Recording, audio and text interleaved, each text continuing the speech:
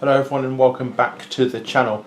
We've got a new series starting today. It won't be for everyone, but I'm a massive lover of the background of 40k. It's the main thing that's kept me going throughout the years, kept me collecting, kept me gaming.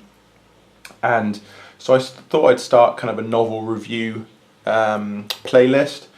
It'll be quite irregular. It will probably be sort of once every couple of months. I usually buy 2 or 3 books a month. But I don't want to feature them all on here. The idea is that I want to do sort of books that really stand out to me and that are really good and worth you guys really reading and getting to grips with. So that's sort of the base idea, that any book that I think's solid and good and it's alright, I probably won't feature on the channel, or I think's poor, but it's very rare I come across a main title released by Games Workshop that I don't think's really good. That I don't think's good at all. So that's sort of the base idea of this, is just to have a quick chat about the books, quick chat about the characters and the overarching story without any spoilers. I'm certainly not going to give any spoilers away. I wouldn't want you guys to have any of the books ruined, because what I'd love is people go away and read these, or and then come back and let me know what they thought, or even potentially, if you've already read it, obviously comment as well and let me know what you think. So I've got 2 books in this edition. So we've got Black Legion by Aaron Dembski-Bowden and Shrouded Night by Andy Clark. Obviously Aaron's a big author and one that we've all seen write a lot of books. Andy, I don't think I've read that much of his. I don't think that I'm aware of. It will probably say in the back what he's written. I wrote Kingsblade. I did see that book. So yeah, so he's written 3 or 4 books for Games Workshop, but not certainly sort of almost the library that Aaron and some of the other authors have written. I'm going to start with Black Legion, so I'm just going to pop this book over here. So Black Legion is the 2nd book in the Abaddon series. It's following on from, I think the original title was actually just Abaddon. Oh, it's the Black Legion series, sorry, because I suppose it's not all based around Abaddon. The Talon of Horus, the first one was called. That was a brilliant book. So just on a side point, if you haven't read the first book, Talon of Horus, please read it. It's really awesome. And the second one is equally awesome, which is one of the main reasons I'm sort of showcasing it today. I'll go into the story and things like that in a minute. Really cool front cover. This really inspired me actually, along with codex artwork, that you've got Marines from different legions who have joined the Black Legion, and they scorch their armour or paint their armour, or everyone's got their own way of doing it, black and gold. And what I really think is cool about that is that you get Thousand Sons in black and gold, but in their Thousand Sun armour, or Khorne Berserkers in their Khorne Berserker armour, but in black and gold.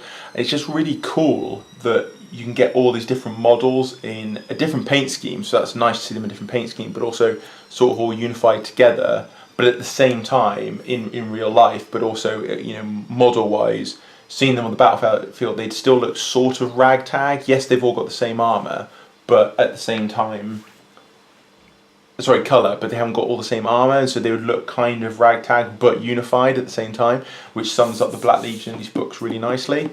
So the base story in this book is following on from the first book, which I won't really talk about because, again, sort of spoiler wise, I don't want to talk about it too much. The only thing I'll probably say about the previous book, apart from the fact it was really well written and really good read, is that obviously they go and find Abaddon. So some of the characters in the book go to find Abaddon because they need a leader, they need someone to unite them, because obviously after the Scouring, when the Chaos Space Marines first got to the Eye of Terror, there was just massive legion wars between all the legions, but especially against the Sons of Horus, because they were seen as traitors and cowards for retreating from Terror, but also seen as, you instigated this rebellion, you promised us victory, and obviously you let us down. So they particularly got an absolute kicking to follow up their kicking in the heresy. So the Sons of Horus really got a battering, and these Marines went to search for Abaddon, for someone to unite everyone together.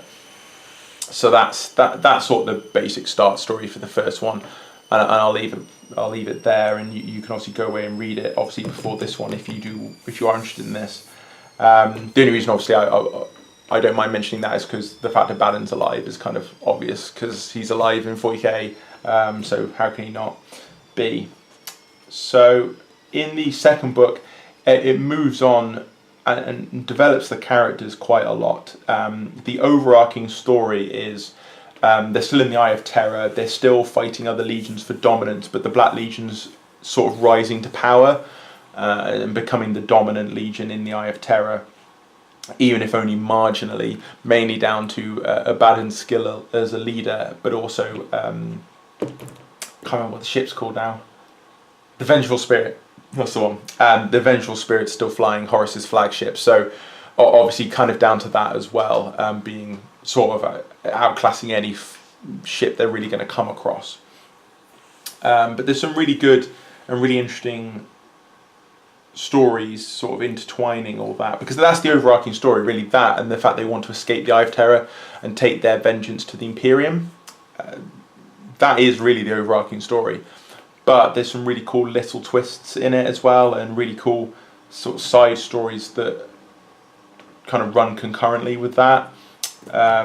We've got a few characters. The main, if you haven't read the first one of the cool things about it is it's actually being read, being sort of narrated to you by a Thousand Sun sorcerer. Can't remember his name now. Iskander or Kaon, depending on. And he's this guy on the front, and he's actually being captured by the Inquisition. Again, it's not a spoiler, you find that on the first page, so it's not something that develops in the story. He's narrating to you as if he's telling an Inquisitor the story, which is really cool. I really like that kind of, you kind of already know his fate to an extent, but also there's some really good go-between. The Inquisitors are actually silent, so you don't actually hear them talk back to him or anything, but the way he has the conversation with them kind of is really interesting, that he kind of mocks them, but also mocks himself and mocks the Chaos Legions and things like that, and he's very grey about the whole experience, which you kind of expect a Thousand Sun to be. He doesn't mince his words, but at the same time he doesn't needlessly shout or, you know, say the Emperor's, you know, a corpse and, you know, Abaddon's amazing. He's very objective throughout the whole story, which is quite cool. He has the odd moment, but generally he's quite objective. One of the really interesting things about this book is I think you see Abaddon up close, which is interesting, but especially how he is to those closest to him, and how he is back at this point. At this point, I think it's roughly about 500 to 1,000 years after the heresy to the Imperium. Obviously, to these guys, it's like 80, 100 years, something like that. And so it's not that far after, and he's not perhaps quite as psychotic and bloodthirsty as he is in 40k. Again, we're seeing that from a distance, so maybe in 40k they won't write him like that, but certainly at this point he's much more calculating and vicious, and he is a war leader. It is like almost leading a gang to an extent, so it is quite vicious. Examples are made and some horrible things are done, but at the same time, to those close to him, those loyal to him, he's quite patient, he's quite understanding. As long as you're useful to him and you don't betray him, he'll accept a lot of faults and he'll accept failures, not lightly, and you'll probably get punished for it, but he won't just kill you out of hand because he's a bit mental. He'll see your use and go, okay, you fail, well, I'm going to send you back to try and do the same mission again, or I'm going to get you to do something else because this guy can do it better, or whatever it is. And there's some really good reflection in this book towards the Horus Heresy, partly from Abaddon's point of view, but partly from others as well, talking about what it was like in the heresy. And there's just some really cool insights, because they've got the gravitas of saying, I was there at the Emperor's Palace, I was there during the Great Crusade, I was there, you know, etc. It's not them having been told the story or having read it or whatever. It's really cool, kind of, they have a certain gravitas for having been in all those places, and I think it's really cool. And Abaddon specifically as well. One other really cool character who is in it, and again, no spoiler because it does say on the back, so it is there, is Sigismund's in it. As a Black Templar collector myself, if you've seen the Tale of a Game series, Plus, Sigismund's a boss. Even if I wasn't about Templar player, Sigismund's epic, and obviously he's been written in the Horus Heresy a few times, and he's very cool. But in this, he's in it for a little while, but not for too long. But he's epic. He's so awesome. He's so exactly what you'd think he's like. And he's with his Black Templars, because obviously the legions have been broken up, so he's with his Black Templars, which is quite funky. So he is now a knight, which is fun. And there's something that Aaron does very cleverly, and again, it's not really a spoiler, it's just sort of an observation, is that he skirts the line between, with Sigismund specifically, and the Black Templars who are alive in this book, it sort of skirts the line between their faith extremely strong and their hatred of anything impure and renegade, any traitor and things like that is very strong, just like a Black Templar in 40k. But, because all this is a 40k novel, obviously it's set so long ago, but at the same time, at no point is anything religious mentioned. And one thing you really notice with the Primarchs and their their chapters now modern day, obviously compared to their legions, is that all of them have kind of got worse and generally more extreme. So the Iron Hands have become so far indoctrinated into everything needs to be metal, put more metal on yourself, that Ferrus Manus would be appalled, genuinely appalled. If you read the heresy books, he believes metal is useful because it can be shaped and because it can make you tougher, but he says, that you can't lose your humanity and things like that, which is exactly what the Iron Hands are doing. And obviously there's many other examples of that amongst the legions. And it's the same, it's an interesting dynamic with the Black Templars, in that, was Sigismund just really faithful in the Emperor, but in the sense of he had great faith in the man, and he thought he was a hero and the greatest thing to aspire to, and someone to follow to the end no matter what, but he was a man, not a god. And so they still have candles and stained glass windows and seals on them and parchment and robes, and they still consider themselves knights, but they skirt that line of religion and never cross over. But at the same time, Aaron never says specifically that they aren't religious, and so I think it's a really cool kind of hanging question about, have the Black Templars become a lot more fanatical than they were? Well, I think they have become more fanatical than they were. I don't think there's an argument with that, but at the same time, were they always that way and they've just become more extreme, in which case Sigismund might be a little bit kind of worried if he came back, but I don't think he'd be that shocked. He'd be kind of like, well, this is sort of what I set up, but maybe you guys could be a bit more tactical or whatever it is. And that's that sort of underlying thing there. But overall, it's a fantastic book. It's got some really rich characters. As ever, Aaron's writing is so brilliant and so 40k and so dark. It's a really brilliant book, and one of the great things is, as well as a sort of a final thought, is another reason to read this series is that it's another time that's completely unexplored in 40k. So the Horus Heresy, even before the Horus Heresy series, we knew a lot about. Modern 40k, before any more novels come out, we know a lot about it. But that kind of 10,000 years in the middle, we don't know, 8,000 years I suppose you could say, we don't really know a lot about. We have loads of little snippets, but it's really great we're starting to flesh it out now. We've got this series, they'll probably do a scouring series. You've got the Beast Arises series that came out, which was also brilliant. Please read that if you want to, it's really good. And so that's another cool thing about this, is that you don't really know what's going to happen. There's the odd thing that's going to happen. Abaddon's going to live. Again, no spoiler, Abaddon's alive in 40k. This is before 40k, so he's alive. But really, it's sort of, handcuffs are kind of off, really, because apart from very basic things like that, really, who knows? Anything could happen, which makes it really interesting as well. Also, the way it ends, and again, I'm not giving anything away, makes me think that there might be more than 3 books as well, which would be really cool, because I think this could be fleshed out to a 4 or 5 book series, especially if they want to cover a lot of time, because potentially they could cover thousands of years with Abaddon if they want to. So, or whether they're going to do a 3-book series and just kind of cover this sort of point in time, sort of the formation of the Black Legion, if you like, and how it all came together. So that's Black Legion. Really good book. Like I say, Talon of Horus was the first book, so do go out and get that first because it'll make a lot more sense. So this is Shrouded Night by Andy Clark. I want to highlight this book for quite a few reasons actually. It's set modern day, but again, that's really cool because currently we don't really know what's going to happen modern day in 40k. Obviously, we've gone beyond that sort of limit that Games Workshop always set, where it was the day before the end, and now the end's come. And so again, there's a lot of stuff in here that you don't know what's going to happen, so you are generally on tenterhooks a little bit. There is a lot of suspense there that, well, they could die because why can't they die? We don't know what's going to happen. So that's really cool. Another really cool thing about it is the Alpha Legion are in it, and you follow the Alpha Legion throughout the book. There are bits where you go back and forth with other characters. There's Imperial Fists who you follow. I'll go on to them in a minute. Saint Celestine's in it. Sister Battle are in it.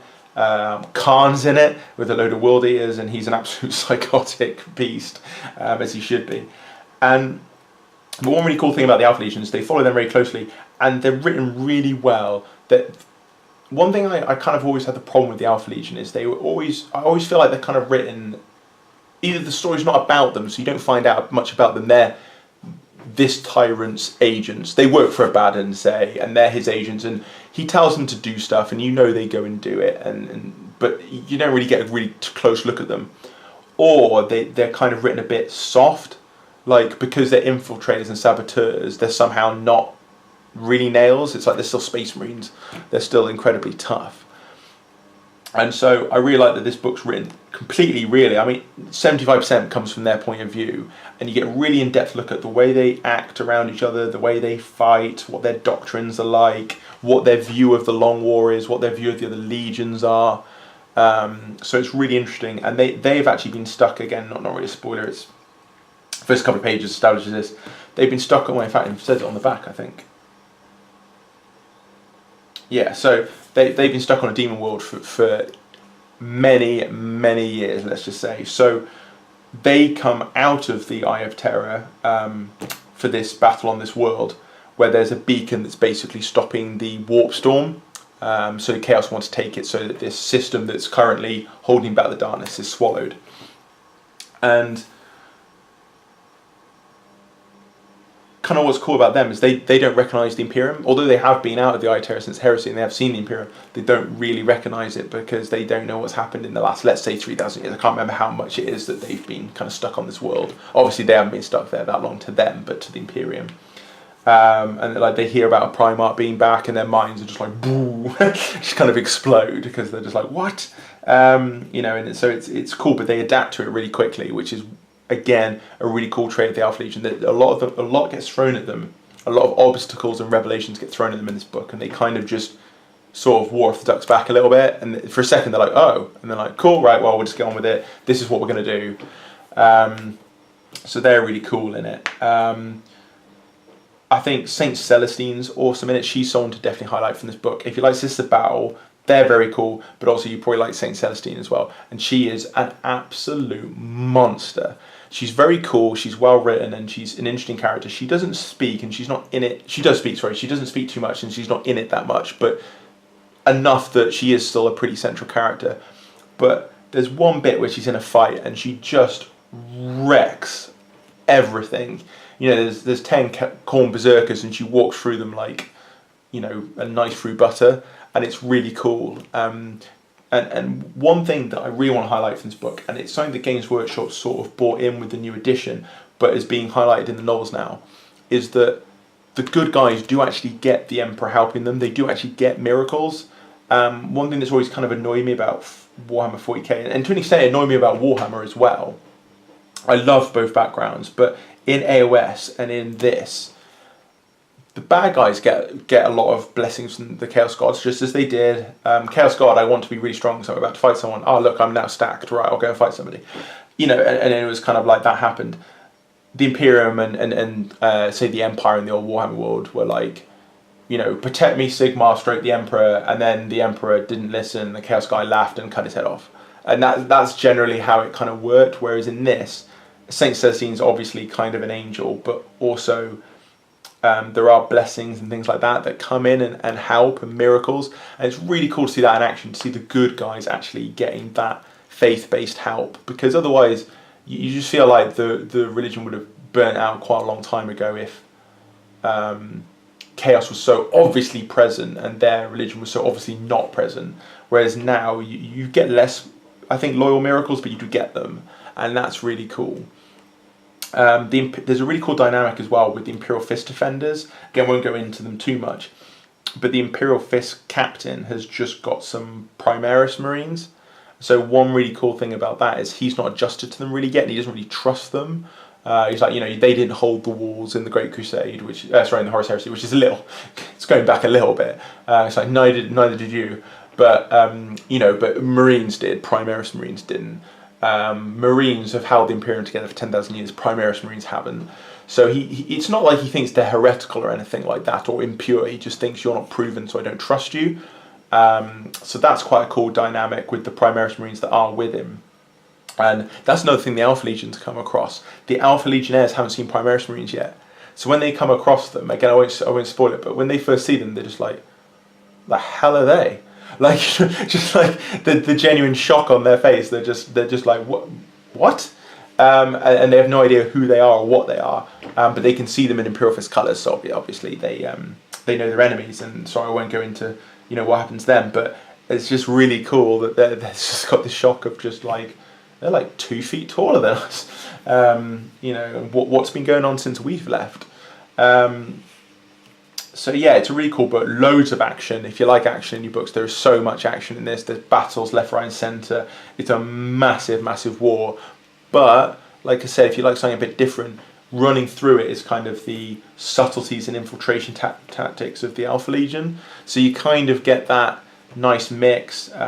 You've got Guard as well are in it. They don't really feature as characters, but again, Guard are in it. So if you like Guard, there's so many different factions that kind of everyone should like this book from some angle. It's well written. It's fast paced as well, as I said, because there's so much to fit in. It's quite a big book, but there's so much to fit in to finish the book.